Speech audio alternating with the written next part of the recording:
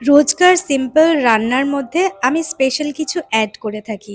প্রায়ই সপ্তাহে ১ দিন ২ দিন আমি এটা ওটা বানাতেই থাকি। তো আজকে বানিয়েছিলাম মাঞ্চুরিয়ান। চলো তোমাদের সাথে রেসিপিটা শেয়ার করি। আমি বাঁধাকপি নিয়ে নিয়েছিলাম একদম কুচি, কুচি করে, সাথে গাজর, ক্যাপসিকাম, টমেটোও কেটে নিয়েছিলাম। আর এই চপারটার সাহায্যে একদম ফাইন করে কাটা হয়েছিল। সাথে আমি নুন আর হলুদ মাখিয়ে সাইড করে রেখে দিয়েছিলাম যাতে জলটা ছেড়ে দেয়। জলটা ছেড়ে দেওয়ার পরে আমি অ্যাড করে দিয়েছিলাম বিনস।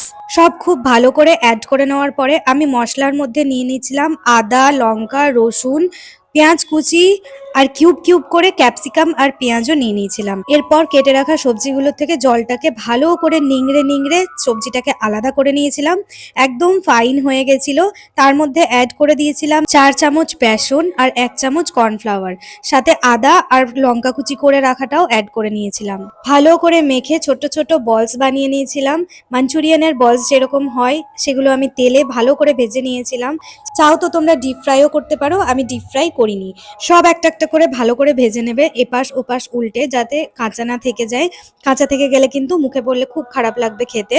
আর আমি একটা বাটিতে ২ চামচ কর্নফ্লাওয়ার দিয়ে একটু জল দিয়ে ভালো করে মিক্স করে রেখে দিয়েছিলাম সাইডে, যেটা আমরা গ্রেভির জন্য কাজে লাগাবো।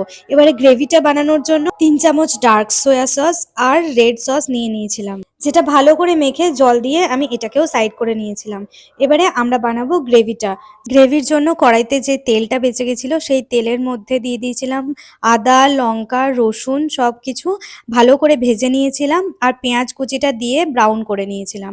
আর লাস্টে দিয়েছিলাম কিউব করে কেটে রাখা ক্যাপসিকাম আর পেঁয়াজ। এগুলো হালকা ভেজে নেওয়ার পরে গ্রেভির জন্য যে সসটা বানিয়েছিলাম সেটা অ্যাড করে দিলাম, একটু ব্ল্যাক পেপার আর একটু কাশ্মীরি লাল লঙ্কার গুঁড়ো দিয়ে ভালো করে গ্রেভিটাকে আমরা মিক্স করে নিলাম।